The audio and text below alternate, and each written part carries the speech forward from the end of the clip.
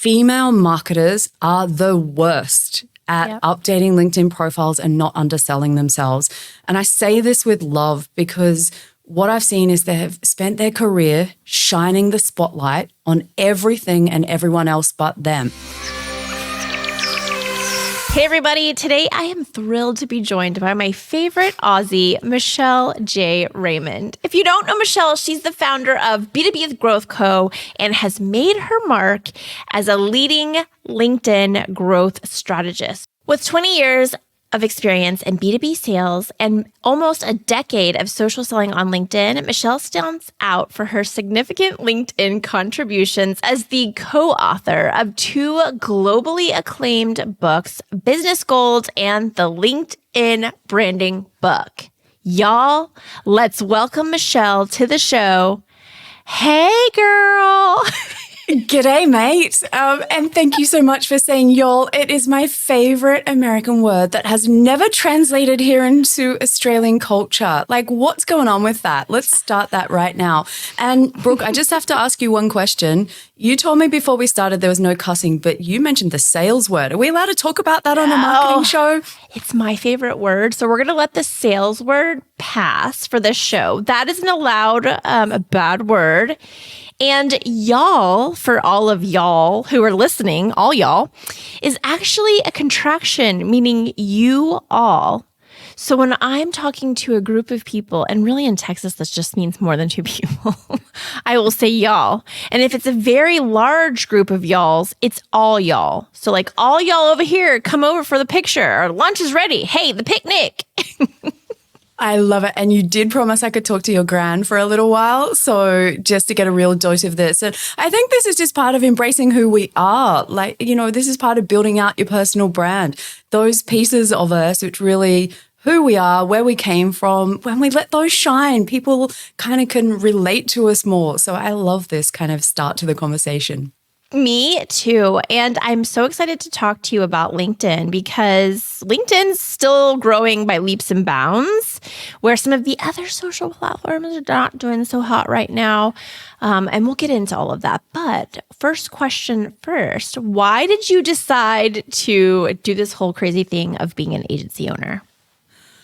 It kind of picked me, to be honest. I had no intentions of ever being an agency owner. Just throwing that out there, my life as an entrepreneur started from the big bang. And a couple of week period of my life went like this. Do a LinkedIn post, win $2 million worth of business for the company that I was working for. Imagine the high, right? So I am riding as high as someone could. And to put it in perspective, the business I work for turned over roughly that per year. So I'm high-fiving myself, loving life, loving my job.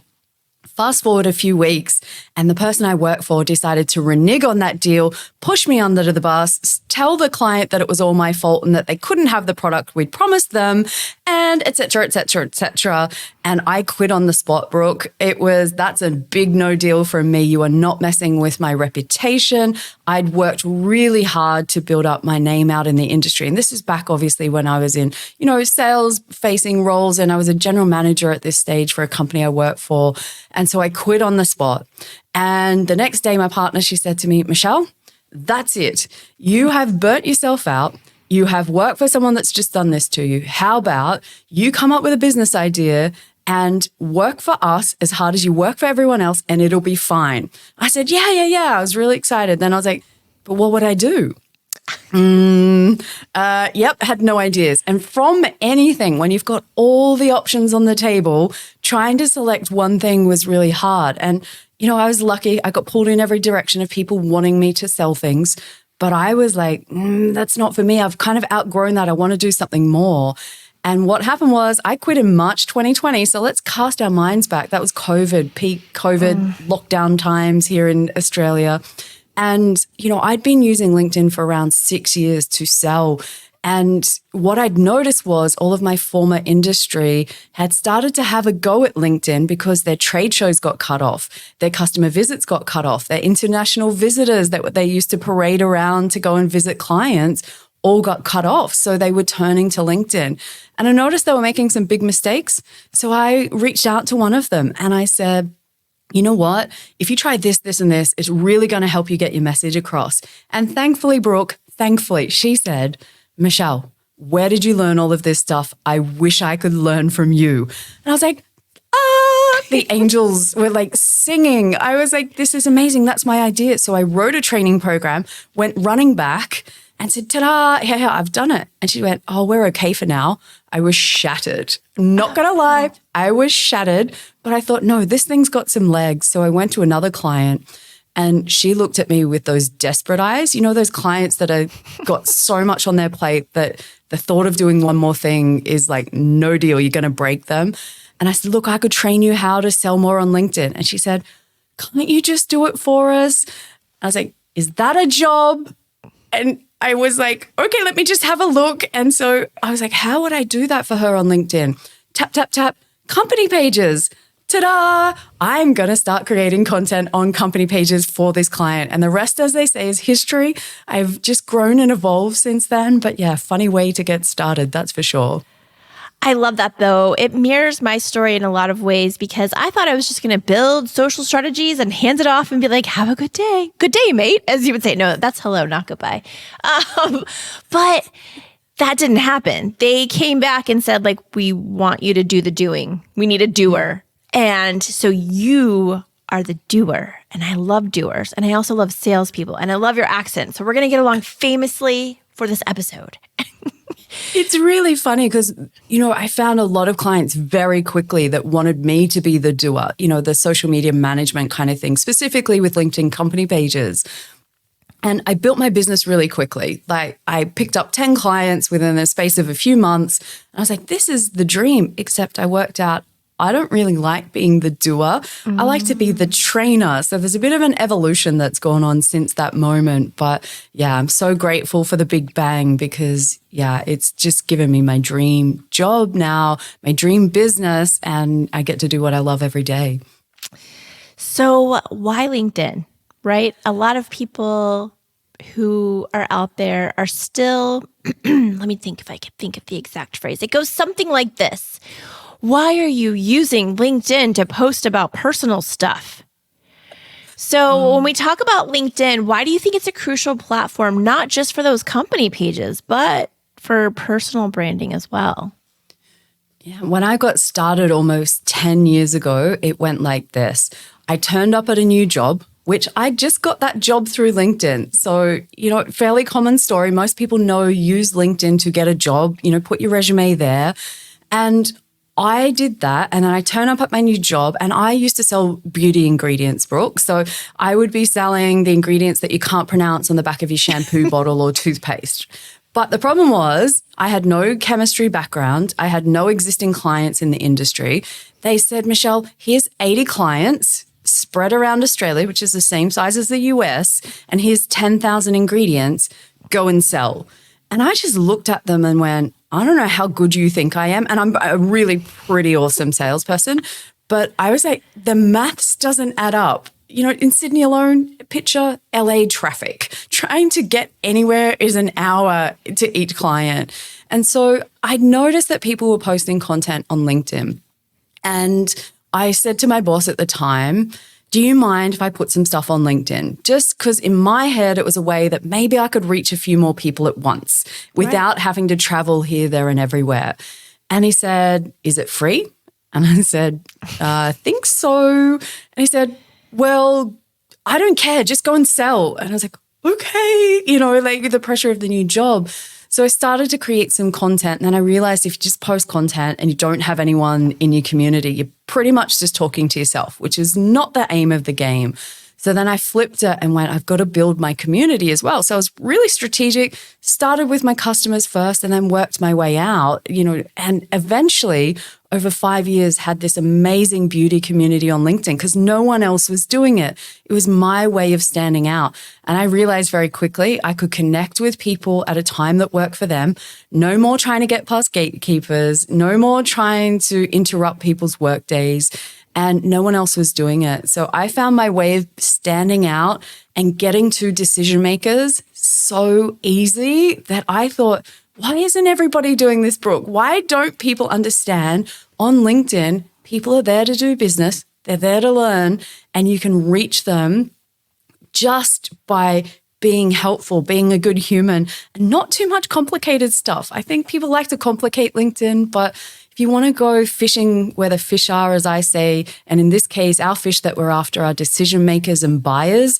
And I don't care whether you're in B2B or B2C or anywhere in between, even B2G clients can use, LinkedIn to find their people, find their community. And for me, I just can't understand why more businesses are giving it another look. I appreciate the comment you said about people worried about, why are you posting that stuff on LinkedIn? It's a bit too personal. This isn't Facebook. Yes. I can't wait. I can't wait until the new TikTok style feed comes on LinkedIn that they're beta testing right now. And then they'll all start going, this isn't TikTok. And I can't wait to hear that. And I'm just throwing that out there. That's going to happen. But LinkedIn's changed a lot. And I think during COVID, we swung that pendulum far too far to the personal side of things. Like, it was a little loose and crazy, but it seems to have come back to that nice balance between business and, personal. And yeah, I think it's a cool place. And LinkedIn's going through its renaissance. At Social Media Marketing World, where we met up, I was actually really surprised at how much love LinkedIn was getting. I was standing there going, yes, I'm in the cool kids club. I agree. I agree. I don't understand why people don't find it as cool as we do. So let's take that example. So let's pretend I am new to LinkedIn and I want to use LinkedIn like you do to get more sales for my agency, B Squared Media. What's that first absolute fundamental step that you think I need to take to get started selling or using LinkedIn to sell? First thing that you're going to do, absolutely, hands down, no questions about it, is really dial in your LinkedIn profile. If it's something that's been gathering dust, maybe you created it 10 years ago and you maybe threw in your latest jobs over time, but haven't really had a look at it, dialing in that so that if I land on your LinkedIn profile, which on LinkedIn, all roads lead back there, that we make sure that as a visitor, know that I'm in the right place, that your agency is my kind of agency. You offer the services I want, you share similar values. I can feel and get that vibe that you're my kind of person that I want to work with. Because ultimately, there's that saying where people are like, people buy from people. And I agree with that to an extent, but I've got a bit of an add-on which we'll get to later. But ultimately, what I want people to do is just make sure, is that LinkedIn profile currently underselling what you've achieved in your agency, what you've achieved in your career maybe before that, especially if you're maybe just starting out? But for those people that have been marketers in their career and are now agency owners, I'm going to do a special call out to you, especially females. And I don't normally go down these kinds of paths, but female marketers are the worst at updating LinkedIn profiles and not underselling themselves. And I say this with love because what I've seen is they have spent their career shining the spotlight on everything and everyone else but them. That's essentially the role of marketing, is to bring attention to things and, services or products. And what happens is that spotlight's very much pointed away from the person.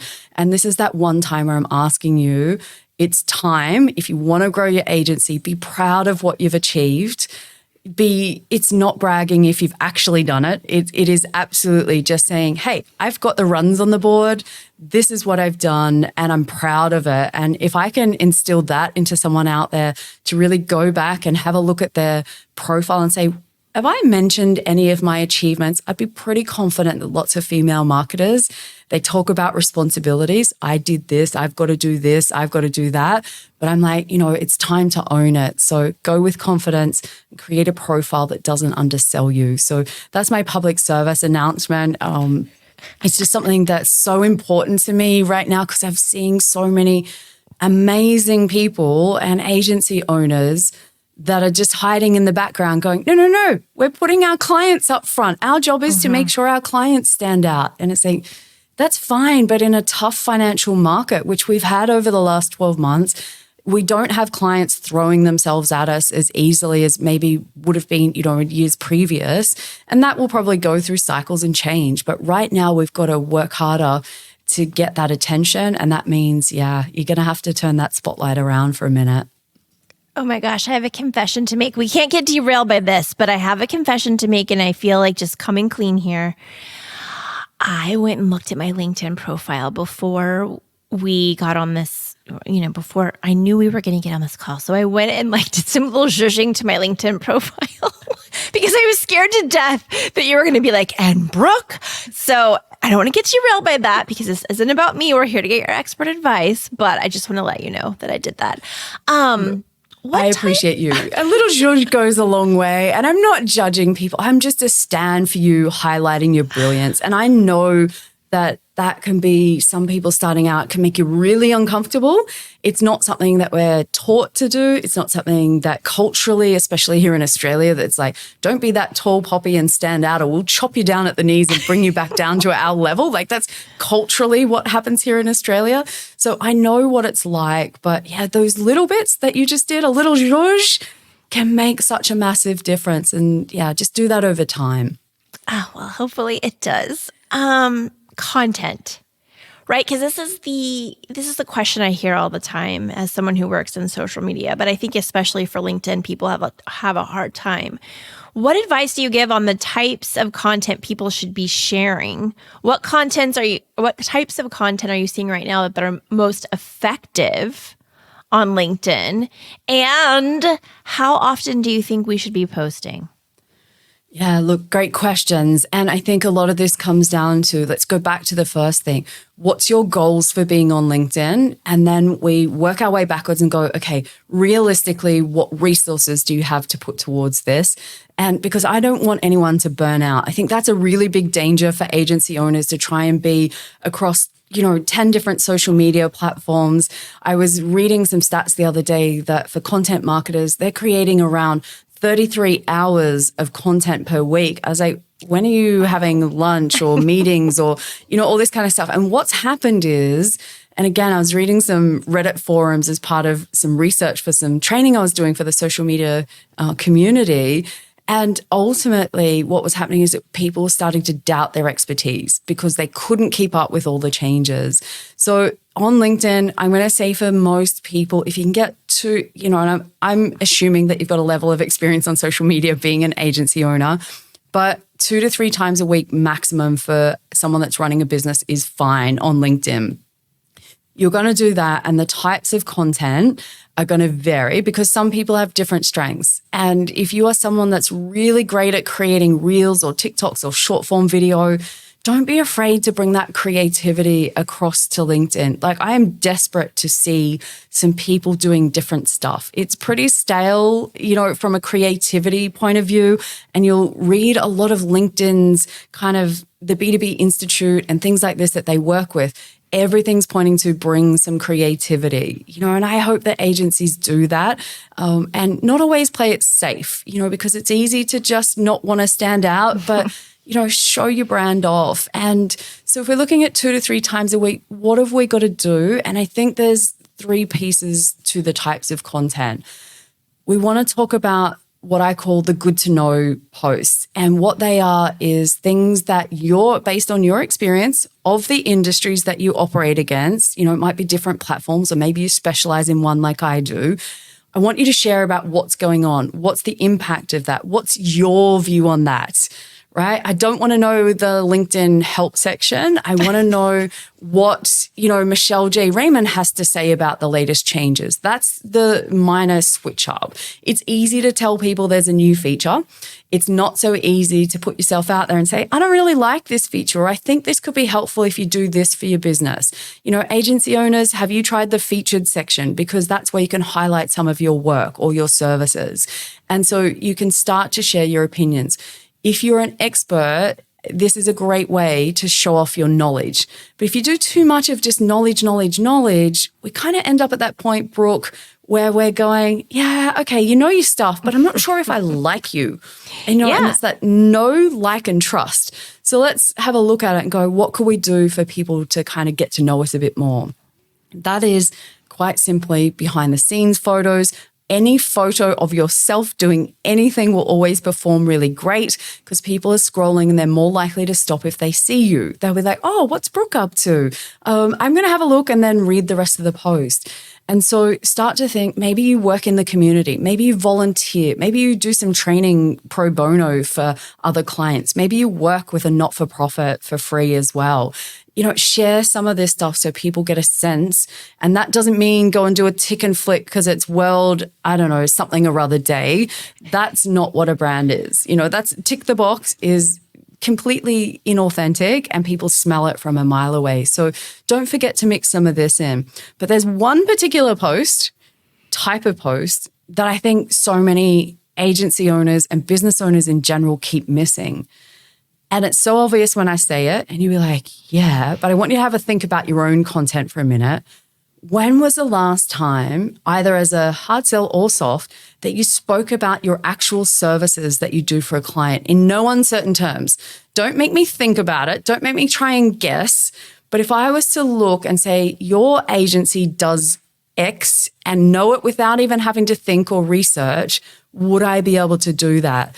Chances are for most people, we've had this kind of conversation go around the platform that says on LinkedIn, it's, you shouldn't sell. I was like, no, leverage LinkedIn to grow your business is very much what I'm at. So Brooke, no judgment here, but is that something, if you were to look at your own, because I know that you're happy to share these things. I'm not trying to push you on the bus because it's just one of those things that I'm like, just let people know what you do so that they can have that seed planted in their mind when they need that service. They can just go without thinking, I'm going to reach out to Brooke's agency because I know this is what they do. So, not picking on anyone. No, this is perfect. Pick on me. This is what I'm here for.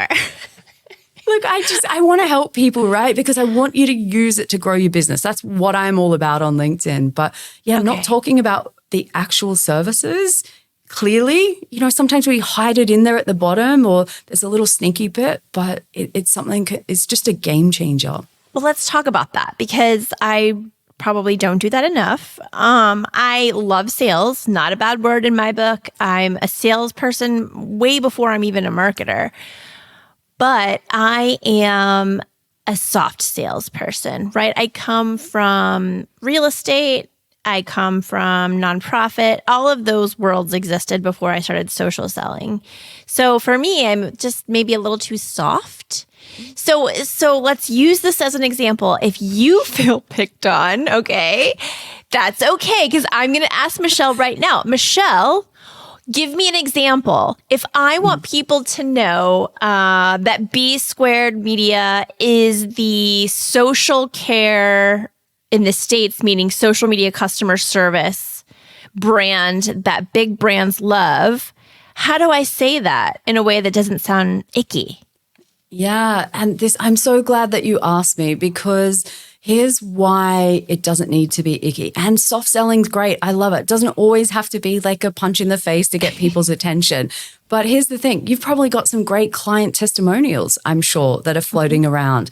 A testimonial is a great way because normally if they're written, quite well in the fact that you ask them to talk about the actual service they did, there you go. Repurpose your testimonial. We're talking about your services in no uncertain terms, but you've got that endorsement coming from your client. So testimonials are a great way to do this.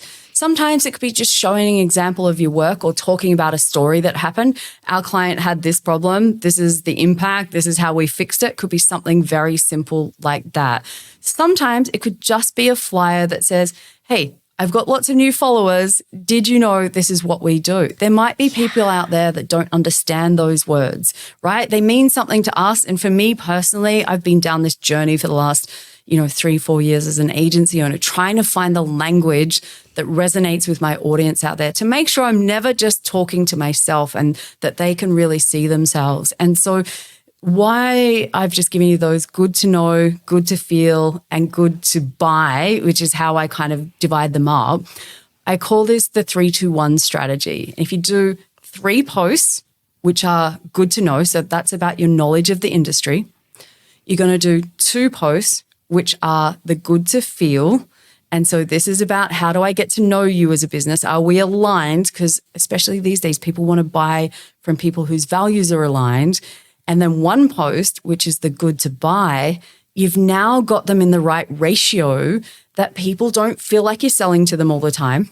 People already like you and they know that you know your stuff. So the good part is it's all in the right ratio. So you never have to feel like you haven't earned the right to talk about what you do, because ultimately people are scrolling, looking probably for your agency who solves problems like theirs and just takes money for that privilege.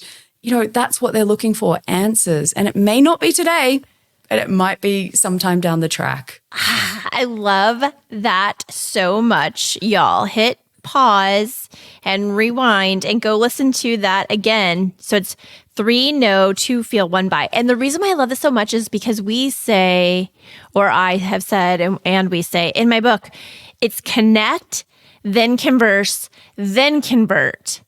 So talking about that second piece, which is feel and converse, engagement comes to mind. How do you encourage people to engage with your LinkedIn post? Because we know engagement is very important according to the social media algorithms. Look, I won't take the bait on that one, but let's just say LinkedIn has come out and they told us exactly what their algorithm's like. You need to talk to one audience, so define your community. So who are you showing up on LinkedIn for?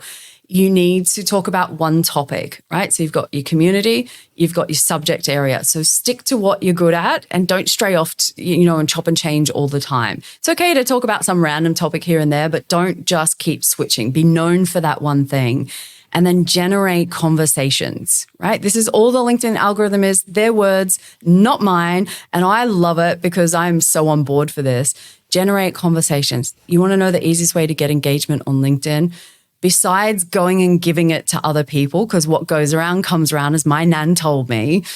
And I think it's a good lesson in life just the same. But the other thing to do is just ask a question, either in the graphic on your post, or if you don't have a graphic, opening question or closing question. Because what I'm finding, and especially on people, running company pages for their agency, everything ends with a period or a full stop, as we say here in Sydney. And ultimately what that means is you're talking at people and going blah, blah, blah, blah, blah, period, end of conversation. I don't really care what you think. But if you change that and say, have you tried this? Are you on TikTok? What do you think of the latest changes? All of a sudden, it's an invitation for the person that's read your content to add their views into the comment section, which, yes, the algorithm loves. They want you to start driving conversations, which I'm so on board for that. That's my favorite kind of part of LinkedIn. But if you end things just with that little period, you're a conversation killer, like immediate conversation killer. So it's completely the opposite of what we need to do. So no need to overcomplicate the algorithm, just one audience, one topic, get conversations happening. That's simple. What about features? So if we're talking about agency owners who likely have a company page, right? So that is also a feature. But beyond the company page, are there any tools or features that you feel like agency owners should be using to enhance their presence on LinkedIn? Yeah, look, everyone's at a different stage. So I get that we've got the full spectrum of agency owners on here. So for those starting out, like I said, I want your profile and your company page dialed in. That's the solid foundation. And just begin to create content consistently. Assuming you've nailed that and you've got that process underway and you've got the right resources and you've got the strategy in place, then for more advanced agency owners, what I'd be looking at is incorporating newsletters and LinkedIn Lives. They're my 2 favorite things. Why? Because you've got more control over your audience, because on a newsletter, you build subscribers very quickly, because the first one that goes out goes to every single one of your connections and followers. So don't do it if you've got less than 1,000. I think you should spend a bit of time building a community. But if you've got a reasonable number, then the beauty of it is they all get notified. In my experience, you can expect around 30% of that number to accept. So very quickly, you can build a reasonable subscriber base. Why does that matter? when we post on LinkedIn right now, Brooke, there's 1 billion people on the platform and space is at a premium. It is really hard to stand out, and that's only getting harder as time goes on.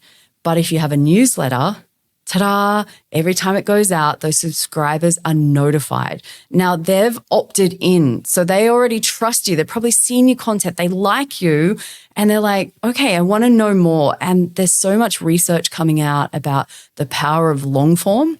And LinkedIn are backing newsletters for exactly that reason, influencing buyer decisions. If you actually expand on your thoughts, and I love them because it's nice to not have to cram everything into 1,300 characters or so on a post. So that's why I'm loving it. But you've got those subscribers. So you send out the newsletter, they all get notified. And some of them, depending on settings, it even goes to their inbox off LinkedIn. So the normal inbox, which I think is brilliant. Combine that with a LinkedIn Live. Why do I love those? Besides the power of building a community, because I don't think that can ever be underestimated how powerful that is to grow your agency. Why? It might be referrals, it might be new clients, it could be just people who support you because you're a good person, they're a good person. And sometimes the world just needs good people to hang out together and come up with great ideas. And so from that perspective, you can invite up to 1,000 people per week to a LinkedIn Live event or across all events actually. And why I love it, it can be repurposed so much and save some time. And, I recently did some training for the Social Media Examiner community, and especially on this process. So if you happen to be a member of the community, go and check out the LinkedIn Live strategy in more detail. I'm not going to talk about that all day here, Brooke, but it's something that will save agencies time just by creating one LinkedIn Live. And I mean, if you've got enough time on your hands, go do something more fun, but if it comes to creating content, repurposing LinkedIn Lives is just brilliant. We have to finish this interview, but I'm going to be running to view that session as soon as we hang up because video is something I'm starting to get comfortable with. So it sounds like from a metrics standpoint, we're looking at, follower growth, sure, right? But more so, we're looking at engagement on our post, subscribers to our LinkedIn newsletter, and then viewers of our LinkedIn Lives. Yeah, sometimes it's attendees, and I need to confess, I am not an analytics person. I don't pay attention to numbers very often. In my mind, it's like if I read a book, would I judge every single sentence and say, oh, that sentence wasn't good or that wasn't? I wait till I get to the end of the book and go, it was a good book. I liked it. I didn't like it, and it was part of a journey and a story. So I know that there are people out there, especially in agencies, that your clients want you to measure things. And I completely appreciate and have empathy for that. But I need to confess, it's my turn to confess this time, but it's not for me. I'm not the best at it. But what I think is important is how many people are booking time to have those warm sales conversations with your team, whoever that may be. It might be yourself. You might be in charge of everything. But ultimately, are you having enough conversations every week with people in your target audience asking about the problems that you solve? And that's for me, and it's the salesperson in me that ultimately I'm looking to leverage LinkedIn to grow my business. If I'm not having the conversations that I need to have, then I go back and have a look and say, in my content, in my strategy, is it clear who I'm really talking to? Is my niche narrow enough, or am I still talking a bit too broadly? And that's something I'm working on all the time. I haven't quite nailed that. And I think that's an evolution, as I learn things I like and learn things I am good at or don't like and vice versa. So, narrow the niche or have a look. Did I drop off my content that I was putting out there because I got too busy and kind of forgot? And that happened to me just in, around December. I was writing a book, preparing for Social Media Marketing World. I was rebranding my whole website. I was rebranding my business. I was doing all this stuff and forgot to do the things that mattered to bring the clients in the door. And it sounds silly because I know better, but I'm like everyone else. I'm spinning those plates every day, every week. And some days I lose sight of the things that are important. And, just keep an eye on things like, am I getting enough conversations come out of my efforts that I'm putting into LinkedIn? Like I was speaking to someone yesterday who's been posting pretty regularly for a number of years and might get one person reach out a year. And I was like, whoa, like, hang on a minute. Something's going on here. Your content's not landing as you hope, or your audience isn't here. You know, maybe LinkedIn's not right for you, but if you've done the work and you know that they're there, it's normally frequency that you're putting stuff out, or it's not quite talking to your audience in a way that they understand. Oh boy, I have so many questions, but let's go with this one because we talked about, we're kind of getting into the area of not posting enough frequency, things that we can make mistakes with when it comes to our LinkedIn strategy. So what are some of the common pitfalls or mistakes you've seen agency owners or people who are really trying to beef up their LinkedIn presence make, and how can they avoid making those mistakes or falling into those pits? For some people, Brooke, it's literally going to be they haven't got started. They have all these preconceived ideas about what LinkedIn's like because maybe they tried it 8 years ago, 9 years ago, 10 years ago, didn't like it back then, and are kind of a bit like, I don't want to go back on there. LinkedIn's not for me. It's cooler over on Instagram. I'm more comfortable over there, or TikTok's more fun, or, you know, whatever. But what I actually think is at the core of this is there is something about LinkedIn that makes people fearful. They start to create all of these funny stories in their head because it's a professional platform, a business platform, a networking platform, that they're getting judged on a level that, I don't know. I'm not judging people that are putting stuff out there. I never have. Like, some I like, you know, I may not like it or I might love it or whatever, but I'm certainly not going, oh my God, did that person put that content out? I've never had that thought. I've never been trolled on the platform. I've never had a bad experience. And that comes from building a good community, another upside. But for many of you, it's going to be turning that little voice off on your head that says, people are judging me. It's all been said before. Why would anyone want to listen to me? I have got nothing new to say. Oh, I don't want to brag about what I do. Like, all of these little fears that come up. And when I wrote the LinkedIn branding book with Michelle, we came out with about 28 fears, and we started our whole Brand Squared system on mindset. And why did we do that? Because the fears of getting people active on the platform, and it could be the most experienced marketing agency owner that's had 20 odd years of experience in the industry. Clients love them, but putting themselves out personally just feels like a whole other level of weird and scary. And I just want to throw that out there to people. I hear you and I see you, and it's perfectly normal. But I promise you, if you just take that first step and get out there, the dividends will just keep coming over time. It will compound, and you'll be like, oh my God, why didn't I get started earlier? Kind of like me recently going back to the gym after 5 years. You know, in my head for probably 3 years, I wanted to go. I knew I should do it. I definitely wanted to go and do the exercise. But in my mind, I was like, oh my God, people are going to judge me that I haven't been there for 3 years. I used to pay for a gym membership but not go. What if they, you know, I'm unfit, I haven't done this. What if they're judging me while I'm on the treadmill because I'm going slow? Blah, blah, blah, blah, blah. And then eventually one day I just walked in and I did my thing. And I got to tell you, Brooke, I wish someone even looked sideways at me, but they couldn't care less because they're running their own journey. But this is what it's like on LinkedIn. Like, you know, it's the same thing. Just leap, get out there and do it, y'all. Just make the leap. You mentioned this earlier, or you touched on it slightly, but what are some of the trends that you see coming to LinkedIn for marketing agency owners? And how can they prepare for those trends? So you mentioned the whole TikTok testing thing. So what else? Let's talk about that. And then what else do you see coming?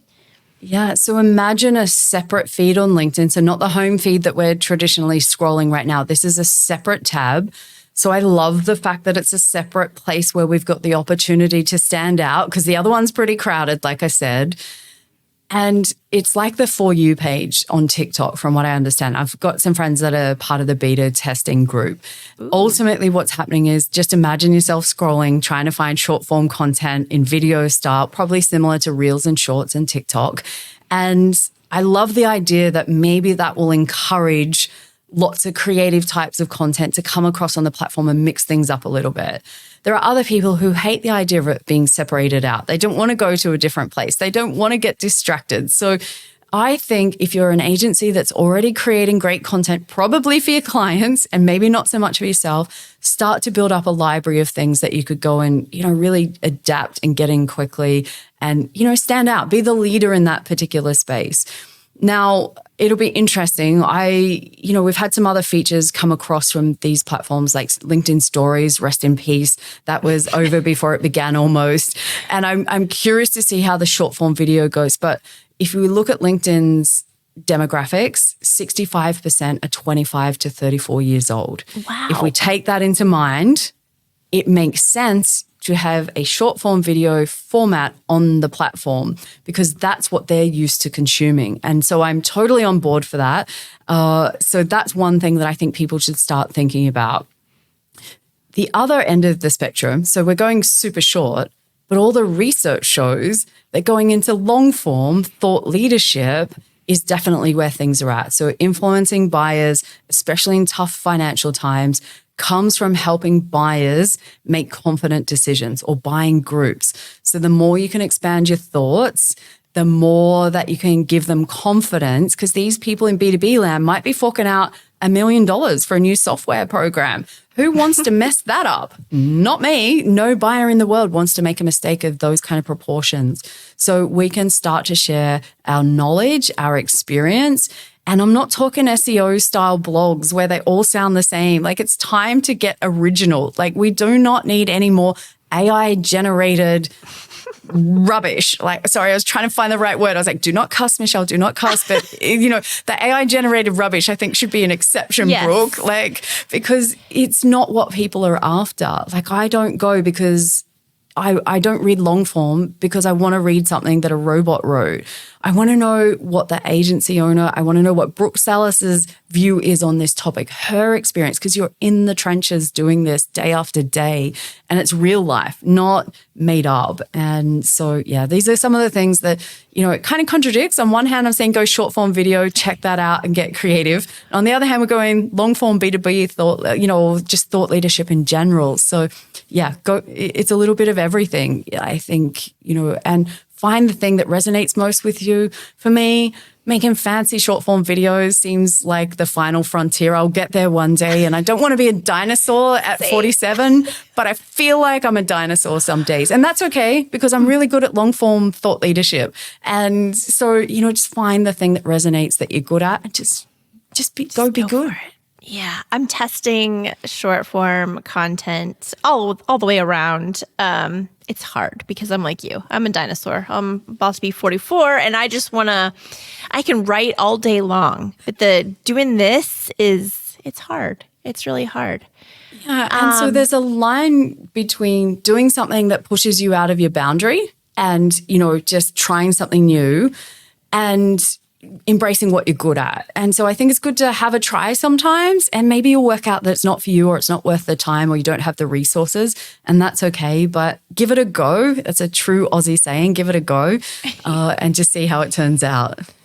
I'm giving it a go. I was going to try to say that in my best Aussie accent, but I had a feeling it was going to be terrible, so I decided not to.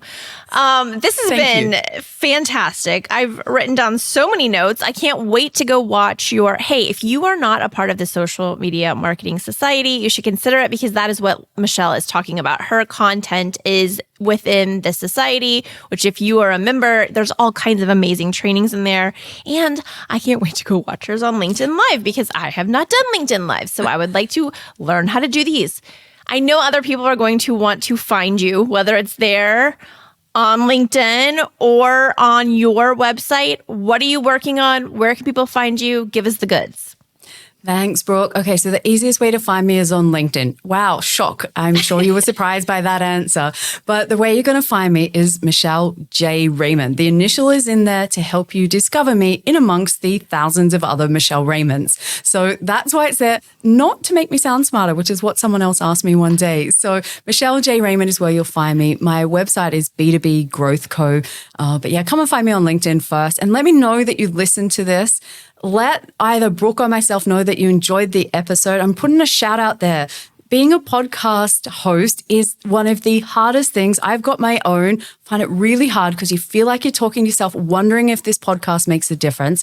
So I'm going to make a special request. If you've been listening to this podcast, like I am a listener of this podcast as well, please send Brooke a message. Let her know she's doing a fantastic job because I think she is. This is one of the very few podcasts that I actually listen to. And I've told her this already because I find podcasts hard to listen to. But this one, I think, always feels like she's having a conversation with a good friend and we always get to learn from it. So, reach out, let us know because it will make all the world of difference to help people keep going. You are wonderful. I'm going to make you my emotional support Ozzy. I am that. I am absolutely that. I'm going to leave you a voicemail message from the future because I'm already, it's the day ahead for me. Yeah. And every morning, good morning, Brooke. Rise and shine. You are amazing. You've got this. And I'll do it in my Aussie accent just for you.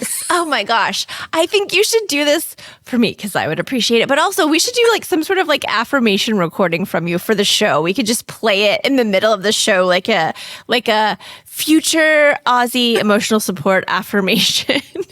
So that everybody gets that feel good endorphin release in the middle of the show. But seriously, this has been so good. I am just so glad that we had the chance to connect at Social Media Marketing World and now on the show. And I can't wait to go stalk you basically all the time on LinkedIn and try to figure out how to emulate your amazing ways.